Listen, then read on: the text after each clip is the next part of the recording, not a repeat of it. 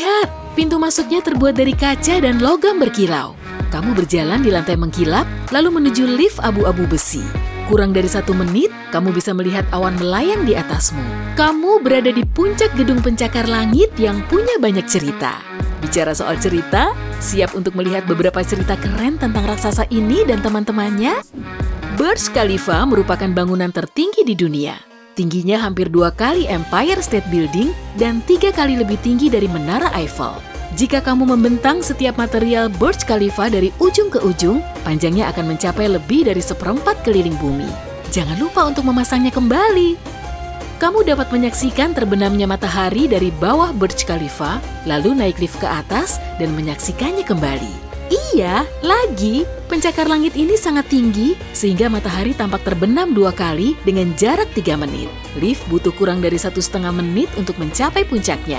Jadi, jika kamu bergegas, kamu punya cukup waktu melihat keduanya. Menara Empire State Building awalnya dirancang sebagai stasiun pemberangkatan kapal udara Zeppelin, yang dipercaya sebagai transportasi masa depan pada saat itu. Proyek ini mencakup papan geladak, tempat berhenti, kantor bea cukai, dan sebagainya. Saat para insinyur sadar kalau anginnya terlalu kencang untuk rencana ini, mereka membatalkan ide ini. Saat One World Trade Center di New York dibangun, beton yang digunakan cukup untuk membuat trotoar dari New York ke Chicago. Eksterior gedung juga terdiri dari kaca yang cukup untuk menutupi 20 lapangan sepak bola dan baja setara dengan 20.000 mobil. Pencakar langit dibuat fleksibel, atau angin kencang di atas sana akan menghancurkannya. Untuk menghindari kemungkinan ini, kebanyakan gedung pencakar langit bergoyang seperti pohon tertiup angin. Mereka dirancang sedemikian rupa sehingga tidak merusak strukturnya. Misalnya, Menara Willis Chicago dapat bergoyang hingga 1 meter ketika angin sangat kencang. Menegangkan bukan? Bagian terpenting dari gedung pencakar langit adalah fondasinya di bawah tanah. Ia mendukung bangunan dan membantu menjaganya tetap stabil. Semakin tinggi dan semakin berat bangunan, semakin kokoh dan dalam fondasinya. Gaya arsitektur gedung Lloyd di London, biasanya dipanggil gedung inside out, tampak seperti benang kusut. Strukturnya yang aneh bercampur aduk saling menempel di luar, yang ternyata adalah sistem rumit lift dan pipa air. Tujuan utama dari desain aneh ini adalah untuk menjaga gedung tetap rapi di dalam.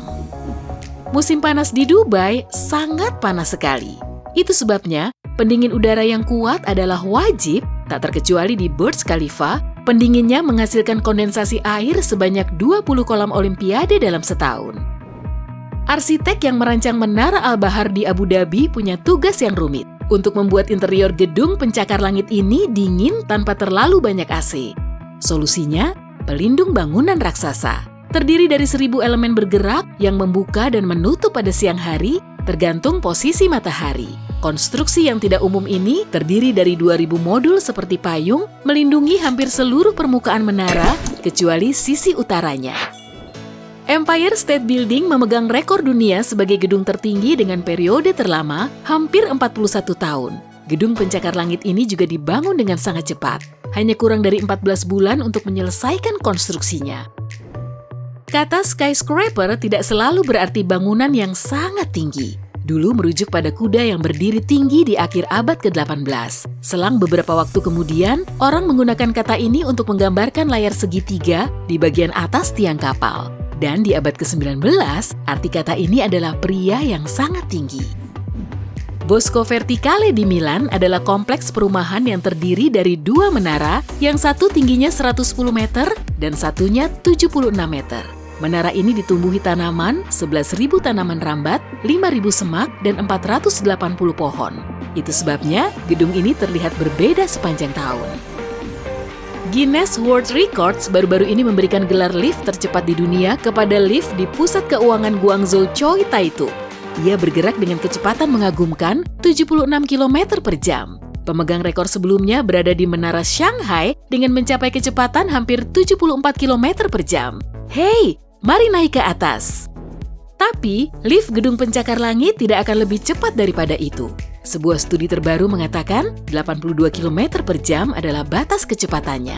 Jika lebih dari itu, penumpangnya akan merasa mual. Lebih buruk lagi jika kamu turun, tubuhmu mungkin berpikir kamu jatuh. Ups, saya merasa mau muntah. Elephant Building atau Gedung Gajah di kawasan bisnis Bangkok Utara merupakan salah satu bangunan tinggi yang tidak lazim di dunia. Bangunan ini terdiri dari 7 bagian, 3 menara, lantai paling atas dengan hunian mewah, kolam renang dan taman, area perbelanjaan dan garasi. Oh, dan jangan lupa 2 jendela bundar besar berbentuk mata dan yang berbentuk seperti telinga dan gading. Bangunan tinggi lain yang menarik di Bangkok adalah Robot Building atau Gedung Robot.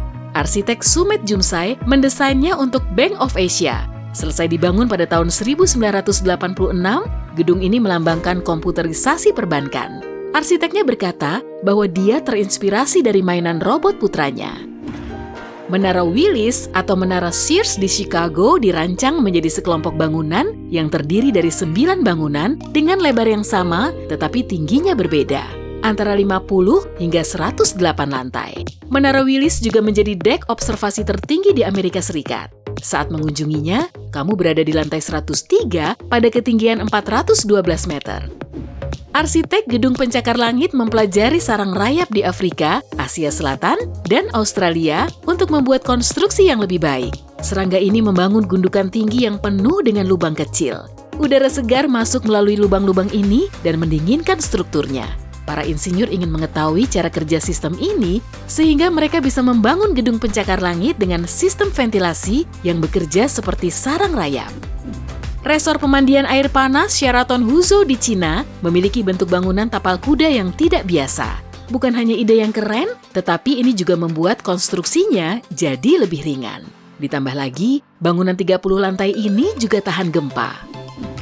Arsitek punya ide-ide untuk membuat gedung yang sangat tinggi selama bertahun-tahun sampai mereka sadar adanya batas ketinggian. Kamu bisa membuat bangunan setinggi mungkin, tapi kemudian pondasinya harus cukup lebar untuk mendukungnya.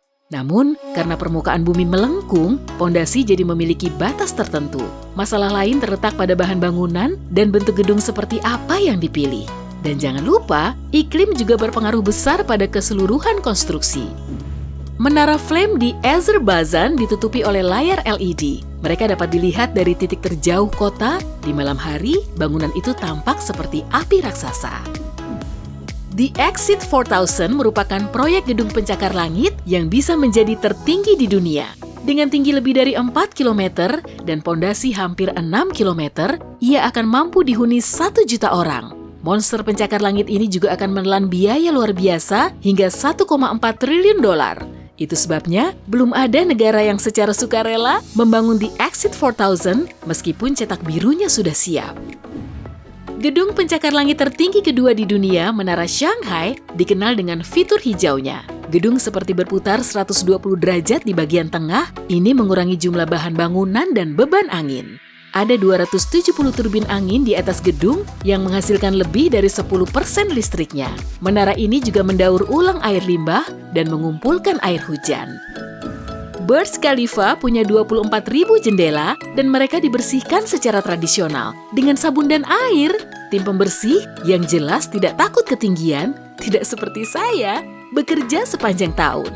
Mereka hanya membersihkan permukaan yang berada di bawah bayangan agar tidak terbakar oleh sinar matahari langsung. Dan setelah kita bercerita panjang lebar tentang gedung pencakar langit yang luar biasa, tiba waktunya untuk mengakhiri kisah raksasa-raksasa ini. Hey, jika kamu belajar hal baru hari ini, klik tombol suka di video ini, lalu bagikan pada teman-temanmu. Inilah beberapa video menarik lain yang bisa kamu tonton. Klik saja video di salah satu sisi layar, dan ingat, tetaplah di sisi terang kehidupan.